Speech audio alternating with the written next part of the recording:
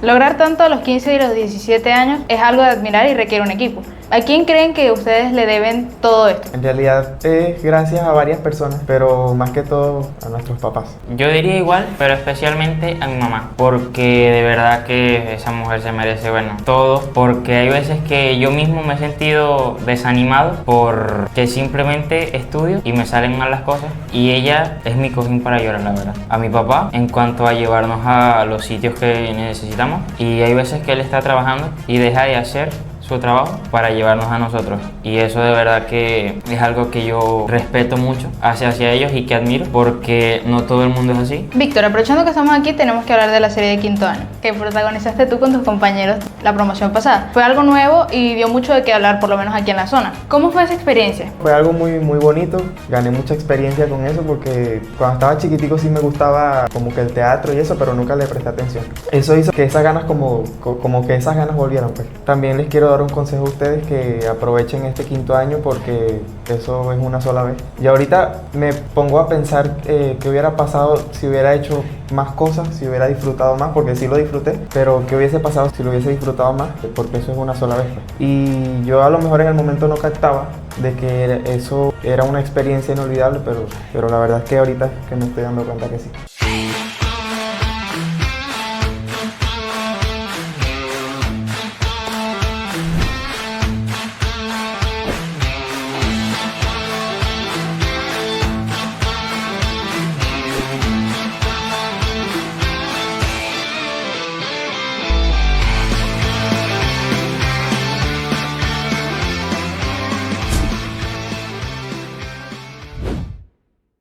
Bienvenidos al quinto episodio de Con Permiso de Nadie. El podcast de quinto año de la UEP San José, donde hablamos sin filtro, sin miedo, pero con propósito. Saludos a todos, soy Camila Castillo y estoy muy emocionada porque llevamos mucho tiempo queriendo hacer este episodio. Es una mezcla de hermandad, talento y mucho éxito, pero sobre todo porque son nuestros. Uno de ellos egresado de la promoción pasada y otro que actualmente cursa cuarto año. Y yo soy Julio Briseño. Así es, Camila. Hoy nos acompañan dos chamos que son súper chéveres y nos enseñan que la disciplina te hace llegar muy lejos. Uno es Elías Moyas, violinista, súper pana a la hora de conocerlo. Y el otro es Víctor Moya, un chico lleno de energía y súper amable. Él es oboísta y ha conocido medio mundo y se le dio la oportunidad de conocer Estados Unidos en una gira con el profesor Gustavo Dudamel. Bienvenidos, muchachos. Antes de comenzar, queremos saber cómo se sienten al estar aquí hoy. Yo soy Víctor Moya, muchas gracias por la invitación. Me siento muy nervioso porque este es el primer podcast al que he estado, pero muchas gracias. Yo soy Elías Moya y la verdad, al igual que mi hermano, un poco nervioso, pero a la vez contento por la invitación que me hicieron. Vamos a empezar esta entrevista hablando un poco de sus inicios. Sabemos que antes de la orquesta estaban en las canchas de fútbol y sabíamos que los dos también eran muy buenos con lo del balón. ¿Cómo era eso? ¿Cómo se organizaban para ir a los entrenamientos y ir a las primeras notas de la orquesta? Al principio sí era bastante difícil acoplarnos a todo eso que nos llegaba en el ambiente del fútbol, pues, porque ya estábamos en la sinfónica desde mucho antes. Pero ya después de un tiempo no le dimos mucha importancia porque estábamos haciendo lo que nos gustaba, pues. Claro, ya llega un momento en el que ya uno tiene que escoger entre una de esas dos cosas, porque aparte de eso también teníamos estudios en el liceo o en la escuela, pues. Entonces por eso nos decidimos por la orquesta. A mí particularmente se me puso una condición, la cual fue que si iba bien en la orquesta podía entrar al fútbol, porque al principio a mí no me gustaba la música, simplemente sentía la atracción. A Víctor sí, desde muy pequeño le gustaba cantar y eso. Y llegó un momento en el que mi mamá me sentó y me puso a escoger entre uno y otro, y pues me llevé por lo que sentía en el corazón y por lo que me gusta hacer. Ok, y entre los dos, ¿quién era el más inquieto? Bueno, antes él, ahorita... Antes Víctor era un poco más serio y yo era el bochinchero, pero ya se invirtieron los papeles. Bueno, Víctor, tú como hermano mayor, siempre se espera que abras el camino. O sea, ¿tú fuiste el que llevó a Elías a la orquesta o fue como una decisión que tomaron entre ambos? No, bueno, desde chiquitico a mí siempre fue el que me ha gustado, pues. Pero mi mamá, como al querer mantenernos ocupados a los dos, decidió meter a Elías también, pues, y ya con el tiempo le fue gustando también.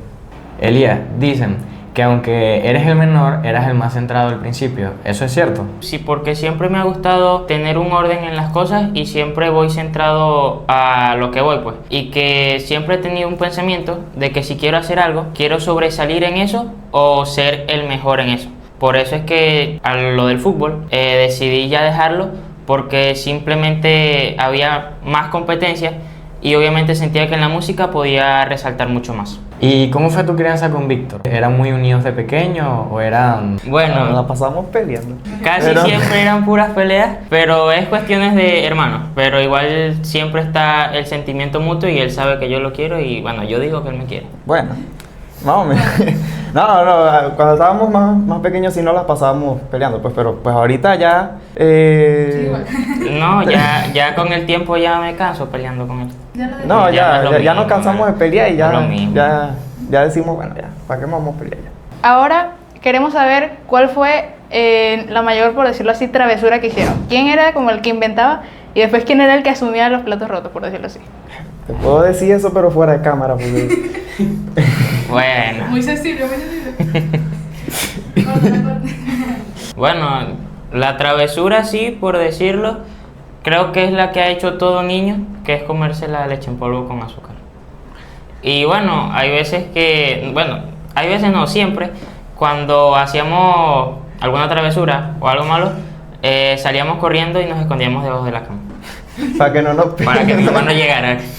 Bueno, por lo menos en mi caso, yo me llevo 3 años con mi hermana, pero no sé cómo era como la relación de ustedes, ya que ustedes se llevan menos. Quería saber si los vestían iguales, porque a mí sí me vestían igual con mi hermana. Siempre era como que un color una y un color la otra. Bueno, en sí nos llevamos 2 años, pero siempre nos han tratado de lo mismo que le dan a uno, se lo dan a otro. Hubo momentos en los que sí nos vestieran igual, por lo menos en las navidades, siempre. Era la misma ropa, tanto para uno como para otro. De hecho, si puedo te una anécdota, que como era que siempre nos compraban lo mismo, tanto a uno como al otro, a Víctor le compraron un bolso. Y a mí me dijeron que el día después lo íbamos a comprar. Hasta el sol de hoy estoy esperando el bolso. No, parecíamos morochitos. Entonces, siempre cuando íbamos por la calle, no, yo era más alto, un poquito más alto que él. Ahorita En aquel él parece mayor. Y una pregunta que sí yo les quería hacer. ¿De pequeño también los peinaban igual, le hacían el mismo corte de Sí. cabello? No, él era honguito. Él estaba honguito así como alfalfa. Ah, no, alfalfa no es. ¿Cuál? Como el Este, del chiflado, ¿no? Como, como el de los tres chiflados, así. Al principio sí, yo antes era más gordo y tenía el corte honguito. Víctor siempre ha sido peinando de lado. Yo primero me lo peinaba así de ladito, después pasé a peinármelo así que se me veía la frentota, pero ya nos lo pasamos para adelante porque sí estamos mejor. Queremos ir más allá de los instrumentos. Si hoy les quitamos el oboe y el violín, ¿quiénes quedarían? Bueno, en mi caso, la guitarra y el cuatro, pero más o menos, pues siempre me he dedicado más al oboe. En mi parte sí buscaría hacer algún tipo de deporte, porque siempre me ha llamado la atención el mundo deportivo, o también buscaría algo relacionado con la música o al arte. Víctor, sabemos que tú has viajado y has conocido otros tipos de culturas, pero ¿quién es Víctor cuando se apagan las luces del teatro y está en Guanipa? Al principio, estando por allá, todo era como de color de rosa, por así decirlo. Pues me sentía muy bien, muy alegre, pero a la vez también tenía como esa presión de no solo el representar a Guanipa o al estado, sino al país entero, con la selección que estábamos allá. Y la verdad que me lo disfruté mucho.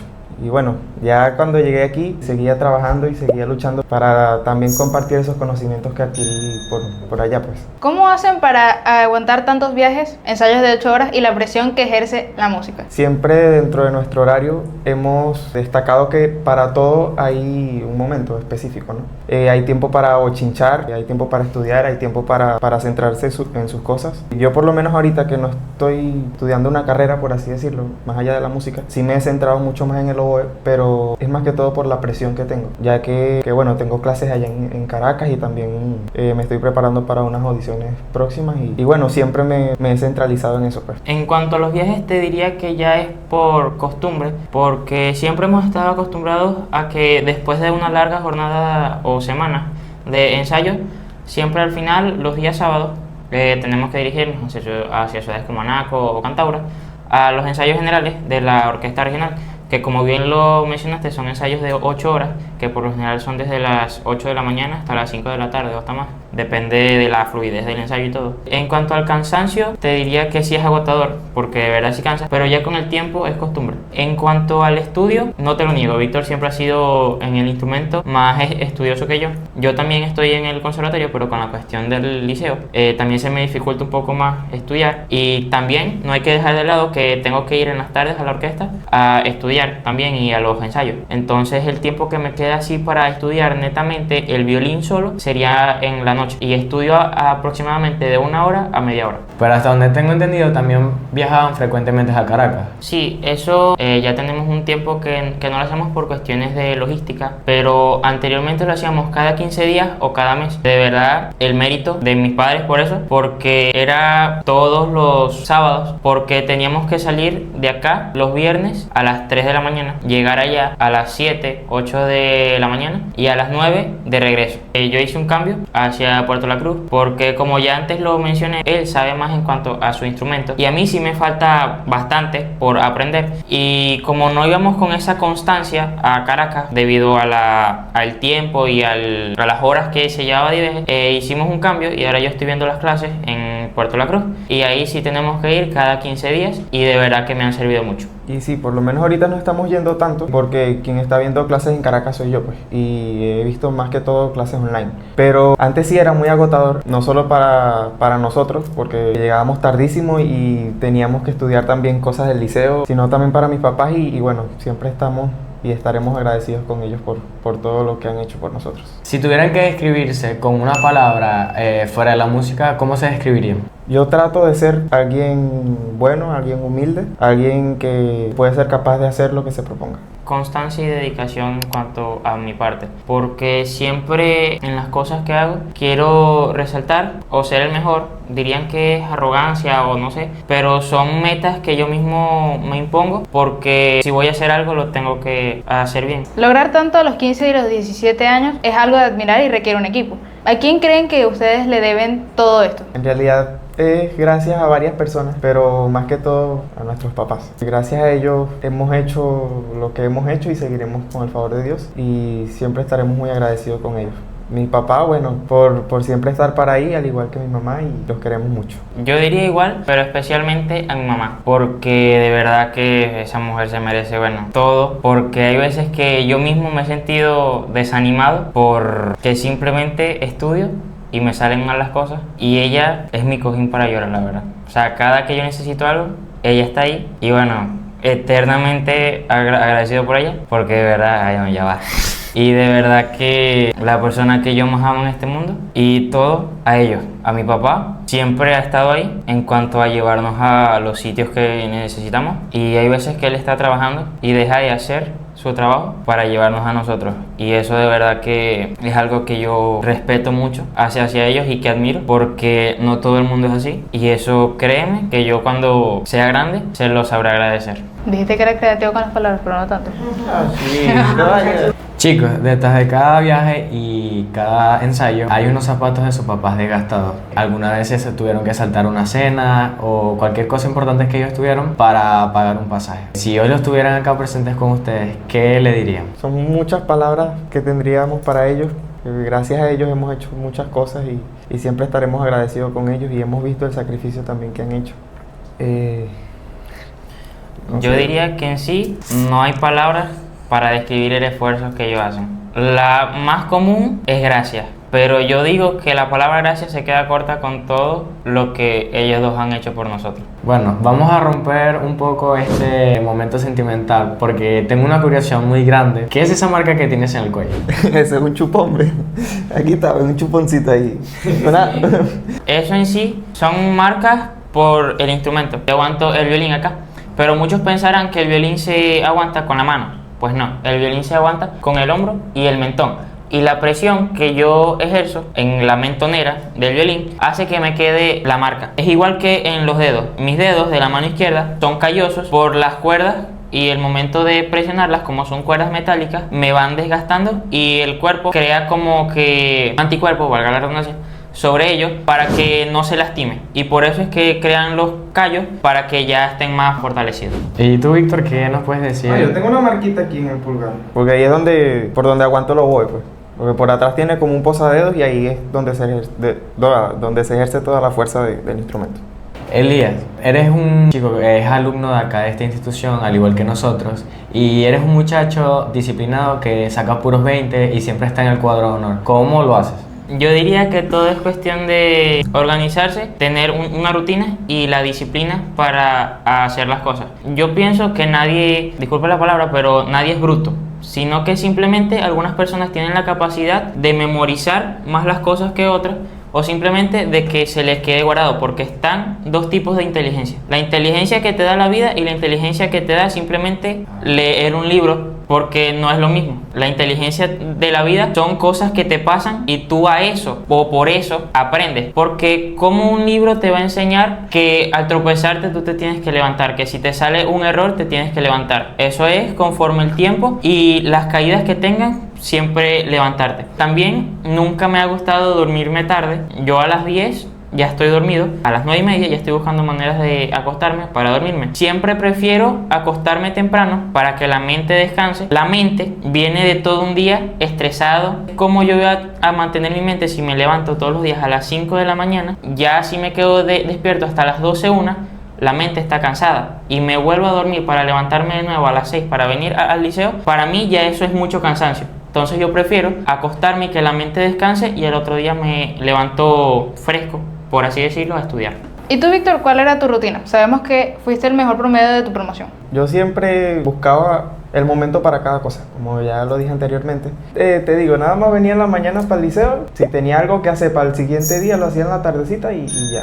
Para la orquesta iba, más que todo eran los miércoles y los viernes que tenía ensayo, pero del resto, cosas del liceo me quedaba estudiando en la tarde, pues. Víctor, tu currículum es impresionante. Primero estuviste en la Nacional Infantil, ahora estás en la Nacional Juvenil y tuviste giras internacionales. Pero hay algo que queremos saber, la hazaña del récord Guinness. ¿Cómo te sentiste siendo un chamo pequeño? Porque tenías como 12, 13 años más o menos. Algo así, un poquito más. No sé, no me acuerdo. Bueno, algo así. ¿Cómo te sentiste entre 12.000 músicos? Fue una experiencia inolvidable porque no todos los días se toca con esa cantidad de músicos, es algo histórico y por lo menos yo estaba muy pequeño, pues. Y por lo menos Elías mucho más. Fue algo muy agradable, me sorprendí mucho también de la cantidad de personas que podían tocar al mismo tiempo. No me lo imaginaba, no me lo esperaba tampoco. Siempre lo recordamos como algo muy, muy bonito. ¿Sientes que aprendiste con otras personas? O sea, otras personas de otros estados que tocaban tu mismo instrumento. ¿Sientes que te enseñaron muchas cosas? ¿O era solo como que aprendías en silencio? ¿Te guiaban o...? No, sí aprendí mucho, más que todo también de mi profesora Lucía Ramírez, que ella fue la que me empezó con el oboe, también es nuestra directora del núcleo y también tuve el gran honor de tocar al lado de ella en el récord, pues. Siempre he aprendido de ella y siempre aprenderé de ella también. Elías, tú también fuiste parte de esta hazaña del récord Guinness. ¿Cómo lo viviste tú? Si mal no recuerdo, el récord Guinness fue un 13 de noviembre del 2021. Créeme que la presión de estar con personas que podían tocar más que yo era grande, porque tenía como el miedo, por así decirlo, de pelar una nota y que me escucharan y me quedaran viendo feo. Y más que era un niño, sentía que la presión podía hacer que tocara mal. Y de hecho a mí me pasó algo en el récord, que es que tengo de hecho un violín pequeño, que con ese fue con el que inicié y con el que fui al récord. A ese violín, debido a las altas temperaturas y al sol directo que pegaba, se le cayó el alma. El alma es un palito pequeño que va al interior del violín, que te diría que, para que lo entiendas más, que lo levanta para que la sonoridad sea mejor y queda algo así, el bloque del violín. Y eso se le cayó. El violín es muy difícil de afinar porque pierde la tensión de la madera, entonces las cuerdas se desafinan mucho y el puente se cae. Y bueno, ese día tuve la oportunidad de tocar cerca de un compañero de orquesta de Anaco que se llama Frank. Ese chamo tocaba demasiado y yo sentí una presión por estar al lado de él y que él podía tocar mejor que yo, pero la experiencia fue muy agradable. El hecho de estar en una hazaña tan histórica como lo es un récord Guinness para mi país. Víctor, De todos los lugares que has visitado, Suiza, Colombia y Estados Unidos, ¿cuál fue el que te voló más la mente y te cambió la mentalidad como músico? El lugar que más me gustó fue Estados Unidos, no solo porque visitamos varios lugares, sino también porque ahí tuve la oportunidad de conocer al maestro Gustavo Dudamel. Fue algo muy sorprendente, no solo porque, bueno, desde pequeño siempre me ha gustado, sino también porque el nivel que adquirí en ese viaje fue algo muy distinto al que tenía antes. De verdad que estoy muy agradecido con él.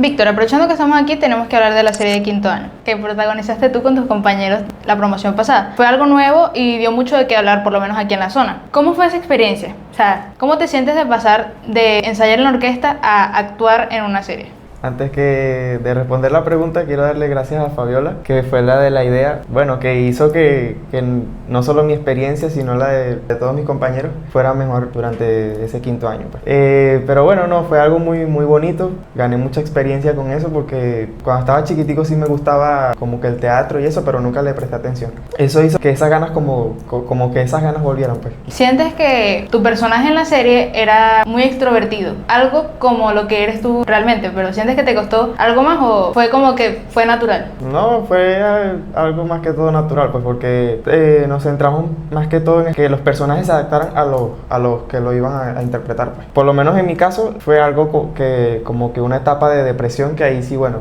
me costó un poquito, pero el que quiere puede. ¿Hubo alguna anécdota detrás de cámaras o algo que recuerdes? Bueno, anécdotas hubieron muchas, pero siempre existirá ese recuerdo de siempre cuando grabábamos, a la primera toma no salía porque nos reíamos. Bueno, también de Luis grabando a Willy Wonka, de la profesora y bueno, también de otros compañeros que bueno, que siempre extrañaré estar con ellos en un aula.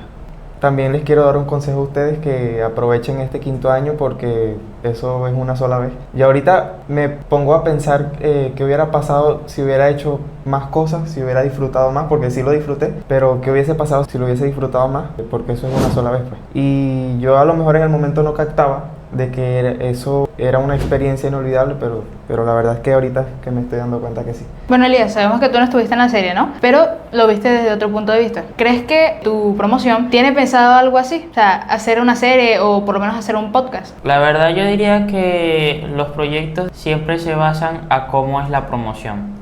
No sé si me entiendes. Pero en sí no he pensado en algún proyecto que pueda tener la próxima promoción, pero lo que sí te puedo decir de los proyectos anteriores, como por ejemplo la novela y este podcast, es que todo fue pensado para algo y sé que Fabiola lo hace con un propósito. Entremos en materia técnica. Víctor, tú tocas el oboe, que es un instrumento muy misterioso para muchas personas y es el que afina la orquesta. ¿Cómo se siente tener esa responsabilidad? Bueno, al principio sí es una presión bastante fuerte, porque de ti depende que la orquesta quede afinada, pero ya después como que le vas agarrando la costumbre, pues. Siempre es tener esa constancia y esa disciplina para que ese la quede afinado. Es algo muy difícil, yo todavía no lo supero.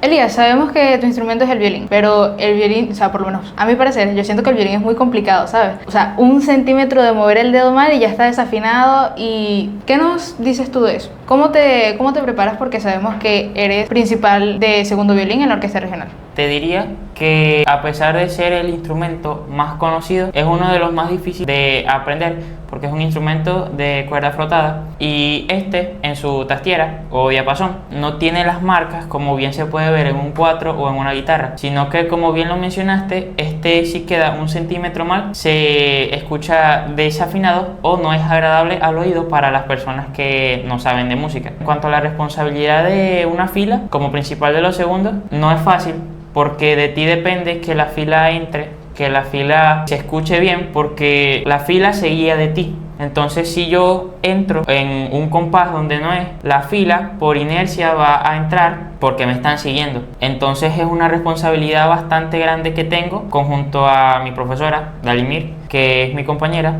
de Ayatil, al llevar a una fila de una orquesta regional. Víctor, ¿y es verdad que los oboístas viven estresados por culpa de las cañas que ustedes mismos fabrican? Bueno, sí es un estrés, porque de 10 cañas que tú hagas, que si 2 te salen bien y ya, y las demás son, no sé, para estudiar o qué sé yo, pero sí es algo bastante estresante, pero bueno, ya uno con el tiempo ya va agarrándole la costumbre ya. Elías, ¿cómo se vive el éxito de tu hermano desde casa sabiendo que tú estás puliéndote para ser mejor? El hecho de verlo en los escenarios más grandes del mundo, orgulloso de él, porque es mi hermano, pero también, como ya antes te lo he dicho, con una presión sobre mí, porque yo sé que si él lo pudo hacer, yo también lo puedo hacer. Entonces es cuestión de prepararme bien para la próxima audición que se haga, dar lo mejor para poder quedar en la orquesta. Si fuera el último concierto que tuvieran juntos, ¿a quiénes quisieran tener en primera fila? A mis padres. A nuestro papá.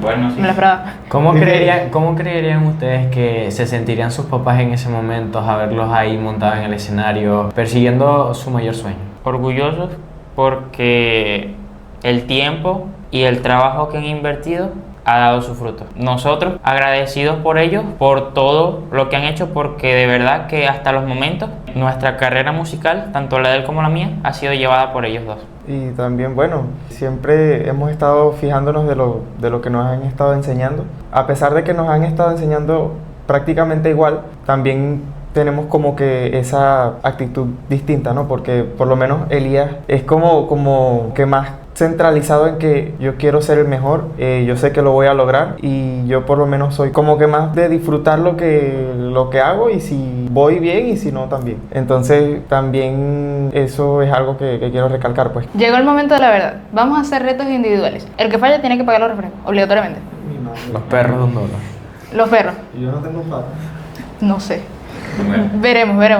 Ok, Víctor, tienes 45 segundos para convencernos de que el oboe es el mejor instrumento del mundo, pero con voz de un noticiero de último momento. Bueno, señores, aquí estamos. Les presento al oboe. Si hay un sticker del oboe, bueno, aquí está el oboe. No es este, no, este es un clarinete.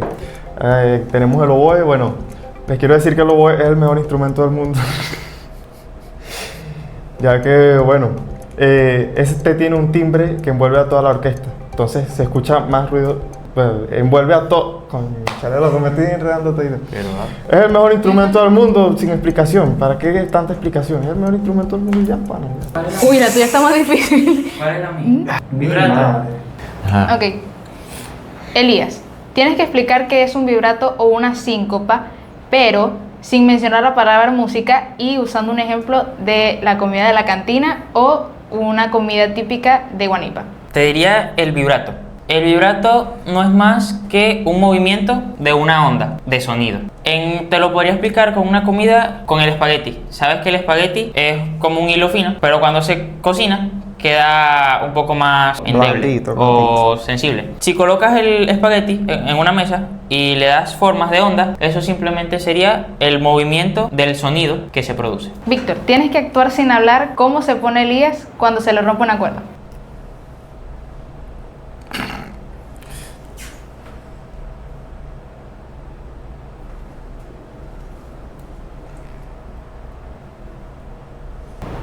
Ok.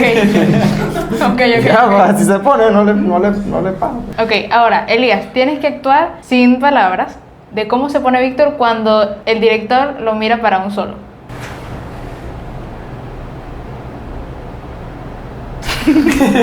Te faltó el...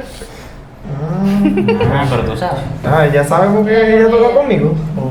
Ya saben que tenemos una tradición y es completar una frase. Entonces, comencemos. Elías, con permiso de miedo, me atreví a dejar una cosa que amaba por algo que me apasionaba. Víctor, con permiso del pasado, hoy. Seguí el futuro. Elías, con permiso de la tristeza, yo. Yo soy feliz. Víctor, con permiso de nadie, logré. Lo que me propuse. Ok, muchachos, para cerrar, ¿qué viene para los hermanos Moya? Te diría que más que pensar en el futuro, pensar en el presente, y con las acciones que hagamos en el presente, de ahí saldrá un futuro mejor. Entonces te diría que esforzarnos en todo lo que estamos haciendo hoy en día y hacer lo mejor posible para tener un futuro mejor. Bueno, ahora queremos que le den un mensaje a la familia del San José que los están viendo por medio de esta entrevista. ¿Qué le dirían a esa persona que tiene un sueño, pero por vivir en una ciudad pequeña cree que no lo puede lograr? Bueno, que lo intente, que se atreva, que también disfrute de lo que esté haciendo, de lo que le gusta, que bueno, que como dije antes hay un momento para todo y que tampoco se enfoque tanto en eso, que también despeje su mente haciendo otras cosas, que no se quede con una sola cosa y que bueno, que disfrute y que se atreva a hacerlo. Yo diría no dejar de intentarlo y ser constante, porque si uno quiere algo, va a tratar de llegar hacia ello y el que quiere puede. Y si te equivocas 100 veces, puedes que en la vez 101 esa sea la vez que lo logres. Entonces no hay que dejar de intentar las cosas si eso es lo que tú de verdad quieres. Muchachos, gracias por este tiempo y ha sido un placer conocer la historia de estos músicos. Gracias a ustedes. Ya no juego, ya no juego. Bueno, gracias a ustedes por la invitación y espero que les vaya muy bien en este lindo proyecto que están haciendo, de verdad. Muchas gracias. Muchas gracias. Esto fue Con Permiso de Nadie. Recuerden que esto es un proyecto de quinto año de la UEP San José. Recuerden suscribirse, darle like, comentar y darle a la campanita, ¿no? Nos vemos en el próximo episodio, si nos dejan. Y si no, lo hacemos igual. Ya va a faltar hasta pronto. Ya. ¿Qué? Pero, Ya. Cuenta hasta 3. 1, 2, 3. Hasta pronto.